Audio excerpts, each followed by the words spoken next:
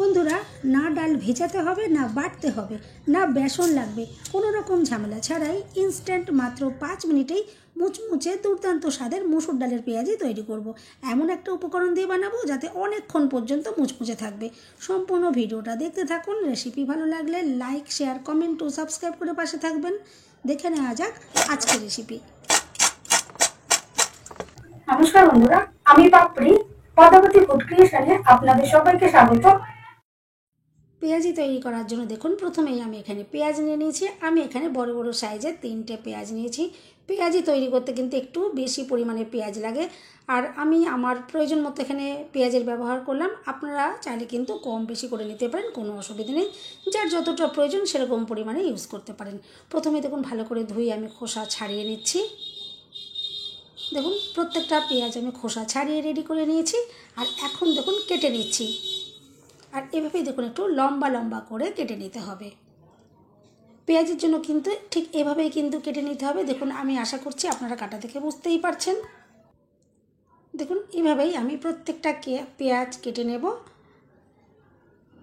আর ঠিক এরকমই পাতলা পাতলা করে কেটে নিতে হবে, তবেই কিন্তু পেঁয়াজগুলো ভীষণ সুন্দর হবে। দোকানে কিন্তু এভাবেই লম্বা লম্বা করে এভাবেই পাতলা পাতলা করে কাটা হয়। দেখুন আমি ঠিক সেভাবেই কেটে নিচ্ছি। দেখুন সমস্ত পেঁয়াজগুলো আমি কেটে নিয়েছি, আর দেখে বুঝতেই পারছেন যে ঠিক এরকম করে কেটে নিতে হবে। আর ঝালের জন্য দেখুন আমি এখানে 4টে কাঁচা লঙ্কা নিয়েছি। আপনারা আপনাদের স্বাদ মতো ঝালের ব্যবহার করবেন। দেখুন কাঁচা লঙ্কাগুলো আমি কেটে নিচ্ছি। কাঁচা লঙ্কাগুলো আমি বেশ ছোট ছোট টুকরো করে দেখুন কেটে নিচ্ছি। আমি এখানে একটু বেশি পরিমাণে ঝালের ব্যবহার করলাম, আপনারা আপনাদের পছন্দ মতন ঝালের ব্যবহারটা করবেন। দেখুন এভাবেই আমি পেঁয়াজ লঙ্কা কেটে রেডি করে নিয়েছি। এরপর আমি এগুলো একটা জায়গার মধ্যে তুলে নিচ্ছি।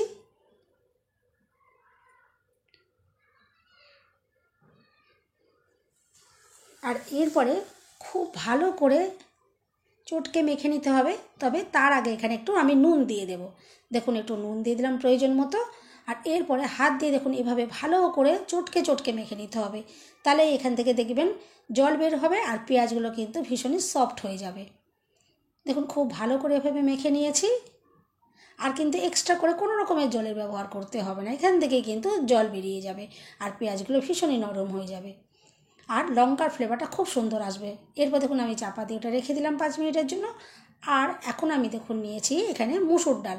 আমি কিন্তু কোনো রকমের বাজারের বা দোকানের কেনা বেসন এখানে ইউজ করছি না। আর এই মুসুর ডাল দিয়ে তৈরি করব, তার জন্য কিন্তু ঘন্টার পর ঘন্টা মুসুর ডালকে ভিজিয়ে রাখা বা বাটতে হবে এরকম কোনো কিছুই করতে হবে না।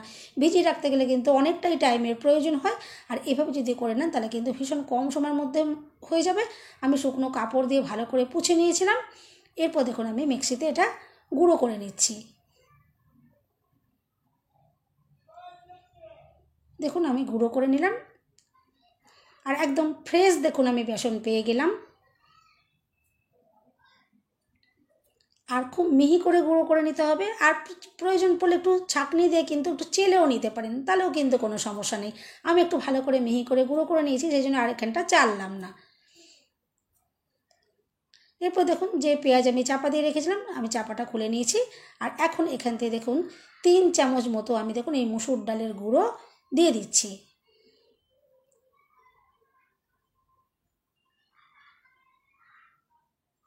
আর আমি দিয়ে দিচ্ছি একটু হলুদ গুঁড়ো। আর একটু সুন্দর কালারের জন্য আমি এখানে কাশ্মীরি লঙ্কা গুঁড়ো দিলাম। এতে কিন্তু ঝাল হবে না, একটু দেখার সৌন্দর্যের জন্য আমি এখানে দিয়ে দিলাম। আর এরপর দেখুন আমি নিয়েছি কর্নস্টার্চ, আপনারা কর্নফ্লাওয়ারও দিতে পারেন। আমি এখানে কর্নস্টার্চ নিয়েছি। এটা দেখুন এখান থেকে আমি দিয়ে দেবো 1.5 চামচ পরিমাণ। এটা দিলে কিন্তু পেঁয়াজিগুলো ভীষণই মুচমুচে ক্রিস্পি তৈরি হবে, অনেকক্ষণ পর্যন্ত কিন্তু মুচমুচে থাকবে। আপনারা চাইলে এখানে এই কর্নস্টার্চের পরিবর্তে চালের গুঁড়ো দিতে পারেন বা ময়দাও দিতে পারেন। তবে আমি বলবো ময়দার থেকে কিন্তু এই কর্নস্টার্চে কিন্তু বেশি মুচমুচে তৈরি হয়। আমি এখানে ইউজ করলাম। আর এরপর দেখুন খুব ভালো করে আমি মেখে নিচ্ছি। আর দেখুন কোনো রকমের কিন্তু জলের কোনো রকম প্রয়োজন পড়বে না। দেখুন এরপর খুব ভালো করে আমি মেখে নিচ্ছি। আর বন্ধুরা এই মুসুর ডালের পেঁয়াজি কিন্তু খুবই টেস্টি তৈরি হয়, আপনারা কিন্তু একবার অন্তত বানিয়ে খেয়ে দেখবেন, আশা করছি ভীষণ ভালো লাগবে। দোকানে যে বেসনের হয় তার থেকে আমার মনে হয় মুসুর ডালের এই পেঁয়াজি কিন্তু বেশি টেস্টি তৈরি হয়।